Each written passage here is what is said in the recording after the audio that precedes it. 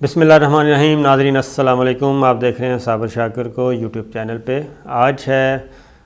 16 مئی ہے جناب، آج سال 2020 اور دن ہے آج ہفتے کا۔ آج اچھی خبریں ہمارے پاس، اور کچھ لوگوں کے لیے اچھی نہیں ہیں، لیکن میجورٹی کے لیے اچھی ہیں، پاکستان کے لیے اچھی ہیں۔ لیکن یہ خبریں صرف اچھی اس وقت ہو سکتی ہیں کہ درمیان میں کوئی ڈیل شیل نہ ہو، کوئی درمیان میں NRO نہ ہو، اور کوئی کمپرومائز نہ ہو اور مکمکا نہ ہو، اور یہ سلسلہ منطقی انجام تک پہنچے تو تب تو یہ ان خبروں کا فائدہ ہے۔ اور ادروائز درمیان میں جو بریکیں لگ جاتی ہیں اور یو ٹرن لے لیے جاتے ہیں تو اس میں پھر ظاہر ہے ان خبروں کا فائدے کے بجائے پھر نقصان ہوتا ہے، کیونکہ اکاؤنٹیبلٹی اور کرپشن اگر یہ دو چیزیں جس معاشرے میں ہوتی رہیں، وہاں پہ پھر آپ کسی اور چیز کی ضرورت نہیں ہوتی۔ وہ معاشرے ترقی بھی کرتے ہیں، ان کا خواہ کوئی بھی رنگ ہو، کوئی نسل ہو، کوئی مذہب ہو، وہ معاشرے ترقی کرتے ہیں انہی اصولوں کی بنیاد پہ، جہاں پہ انصاف ہو، قانون ہو، احتساب کا عمل مضبوط ہو، کرپشن نہ ہو۔ تو یہ چیزیں آج آپ سے 3-4 خبریں شیئر کریں گے جناب۔ سب سے پہلے میں آپ سے ریکویسٹ کروں گا کہ آپ چینل سبسکرائب کر لیں، ویڈیو پسند آئے تو لائک ضرور کیجئے گا، اور جناب بیل آئیکن کو بھی کلک کر لیں تاکہ آپ تک ہمارے تمام الرٹس ویڈیوز پہنچتی رہیں۔ کچھ خبر انڈیا کے بارے میں بھی ہے۔ انڈیا کے بارے میں اس طرح سے ہے جناب کہ یورپین پارلیمنٹ کی ایک خفیہ رپورٹ سبمٹ ہوئی ہے، جس میں بھارت کو انتہائی خطرناک ملک قرار دے دیا گیا ہے۔ وہ ایک مفصل رپورٹ ہے، وہ پیش کی گئی ہے، اور یہ سلسلہ مقبوضہ کشمیر میں مظالم سے شروع ہوا تھا، اور پھر خاص طور پہ یہ جو رپورٹ سبمٹ کی گئی ہے یورپین پارلیمنٹ میں موجود ہے، ابھی تک اوپن نہیں کی گئی، اور اس پہ بحث بھی ہونی ہے، اور انڈین لابی جو ہے وہ کوشش کر رہی ہے کہ اس کو رکوایا جائے اور ایسی کوئی ریزولوشن نہ آئے، اور سفارتی سطح پہ وہ کوشش کر رہی ہے، سفارتی اور سیاسی سطح پہ۔ اس رپورٹ میں خاص طور پہ بتایا گیا جناب کہ مقبوضہ کشمیر کے بعد پورے ہندوستان میں ایک NRC کا قانون بنایا گیا تھا، رجسٹریشن، قومی رجسٹریشن، شہریوں کی رجسٹریشن کا ایک تھا، اور دوسرا تھا CAA، سٹیزن امینڈمنٹ ایکٹ۔ یہ دو بنائے گئے تھے۔ اس کے بعد جو کچھ انڈیا میں مناظر دیکھنے کو ملے اس کی بنیاد پہ، اور جو اس وقت انڈیا سوچ رہا ہے، انڈیا میں جو اس وقت ہندوتا کی سوچ ہے، اس کی بنیاد پہ یہ رپورٹ سبمٹ کی گئی ہے، جس میں یہ تفصیلاً بتایا گیا ہے کہ جناب انڈیا جو ہے وہ ایک خطرناک ترین ملک بن چکا ہے، خاص طور پہ منورٹیز کے لیے، مسلمانوں کے لیے صرف مسلمانوں کے لیے نہیں، منورٹیز کے لیے، تمام اقلیتوں کے لیے۔ اور ایک جو انہوں نے کہا کہ 70 سال سے ایک انڈیا کی ایک فیس تھا، ایک انڈیا کا چہرہ تھا کہ جناب یہ ایک سیکولر ملک ہے اور بہت بڑی ڈیموکریسی ہے، تو اب وہ آ کے چہرہ مسخ ہو گیا ہے۔ اب جو ہے ہندوستان کو، وہاں کے جو ہندو انتہا پسند ہیں، ہندو فاشسٹ ہیں، وہ اس کو RSS کے نظریے پہ لے کے جا رہے ہیں، BJP بھی اسی نظریے پہ کام کر رہی ہے۔ اب وہ اس کو خالصتاً ہندو ملک بنانا چاہ رہے ہیں، اور وہ بھی جہاں پہ انتہا پسندی ہوگی، جہاں پہ دہشت گردی ہوگی، جہاں پہ فاشزم ہوگا۔ تو یہ ایک رپورٹ سبمٹ کی گئی ہے، اور میں سمجھتا ہوں کہ یہ اس ماحول میں بہت اچھی رپورٹ ہے۔ اور خاص طور پہ میں آپ کو بتا دوں کہ یہ صرف مسلمانوں کا معاملہ ہوتا تو شاید عالمی برادری خاموش رہتی۔ اب جو سٹیزن امینڈمنٹ ایکٹ بنایا ہے انڈیا نے، اور NRC کا جو نیا قانون ہے، شہریت کا رجسٹریشن کا نیا قانون، وہ ایسا ہے کہ اس میں تمام سوائے ہندو کے تمام منورٹیز کو انہوں نے فارغ کرنا ہے انڈیا سے بتدریج، اگلے 20 سالوں میں، 30 سالوں میں اتنا ڈسکریج بھی کریں گے، اور کوشش کر رہے ہیں کہ جناب یہاں سے نکلیں، اور جو باقی بچ جائیں گے ابھی بھی مارا جا رہا ہے، اور اس کے بعد مزید ان کا حشر نشر کر دیں گے۔ یہ ہے صورتحال جو میں نے کہا آپ سے شیئر کروں۔ اب پاکستان کی سیاست کی طرف جناب آتے ہیں۔ ایک تو اہم ترین خبر میں نے بتایا تھا آپ کو کہ اکاؤنٹیبلٹی کا جو پروسیس شروع ہوا تھا وہ جناب درمیان میں بریکیں لگ گئی تھیں، اور خاص طور پہ بریکیں اس وقت لگیں اور غلط فہمیاں اس وقت پیدا ہوئیں کہ جب نواز شریف صاحب جو ہیں وہ چلے گئے باہر اور ان کو باہر جانے دیا گیا اور شہباز شریف صاحب ان کے ساتھ گئے اور ان کی ضمانتیں وغیرہ ہو گئیں، یہ ساری چیزیں جب ہوئیں اور نواز شریف صاحب لندن پہنچ گئے اور وہاں جا کے پتہ چلا کہ تو بیمار ہی نہیں ہے، تو اس کے بعد شکوک و شبہات پیدا ہوئے کہ جناب کوئی بہت بڑی ڈیل ہو گئی ہے۔ اور لیکن اس کے بعد ہوا یہ کہ وہ میں نے آپ کو بتایا تھا کہ کچھ پریشر آتے رہتے ہیں باہر سے، ظاہر ہے جب جو پارٹی یا جو لیڈر اتنا لمبا اقتدار میں رہا ہو تو ان کے تعلقات تو بن ہی جاتے ہیں، اور تعلقات بھی بن جاتے ہیں، اور پھر یہ ہے کہ بیرون دنیا کے جو مفادات ہیں ان کے اپنے ہوتے ہیں، اس لیے وہ بھی چاہتے ہیں کہ کوئی ایک لیڈر جو ہے وہ اتنے اپنے پر پرزے نہ نکال لے کہ جناب وہ قابو میں ہی نہ رہے، اس لیے اب اس وقت عمران خان صاحب ہیں تو پیرالل ایک لیڈرشپ وہ بھی تیار رکھنا چاہتے ہیں، اور اس لیے وہ کسی بھی لیڈر کو جو کہ ان کے نزدیک کمزور بھی ہو، جن کی کمزوریاں بھی ان کے پاس ہوں، تو ان کو لک آفٹر کرتے ہیں۔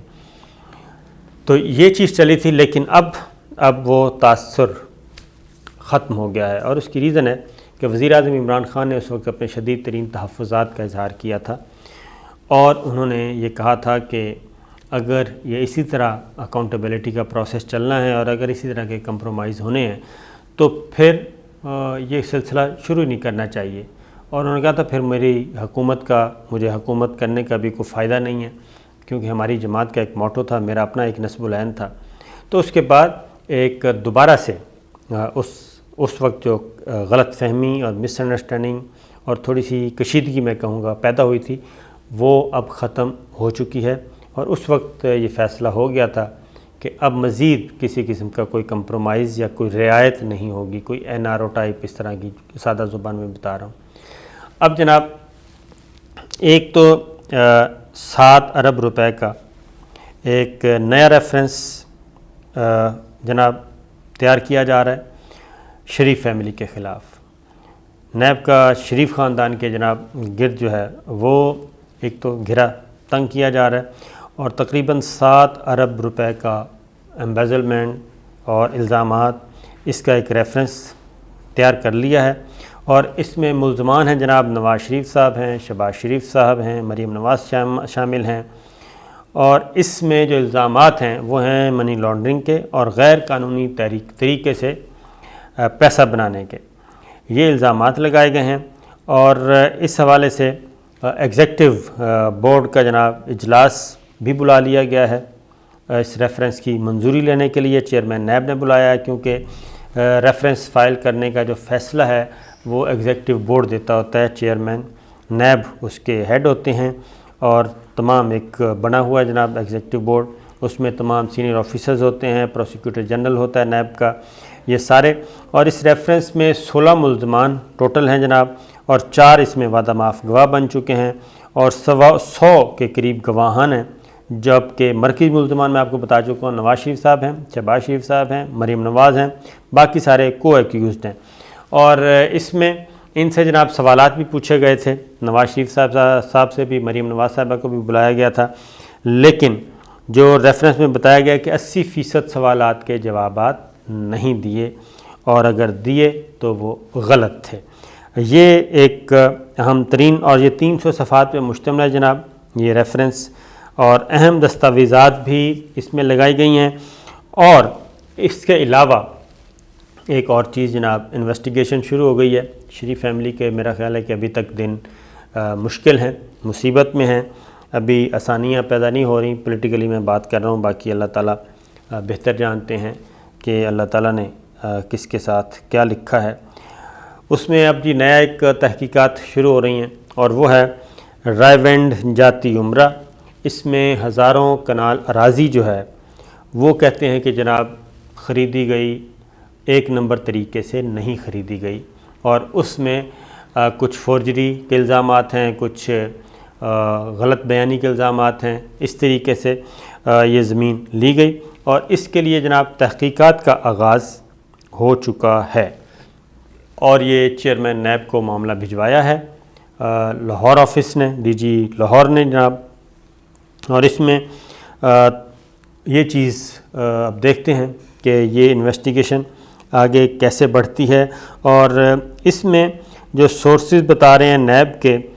اس میں جناب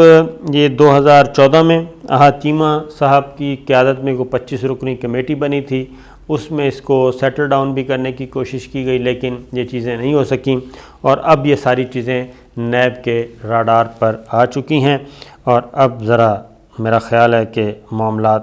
خراب سے خراب تر ہوں گے۔ ظاہر ہے پریشر آئے گا، پولیٹیکل پریشر آئے گا۔ اب ایک اور چیز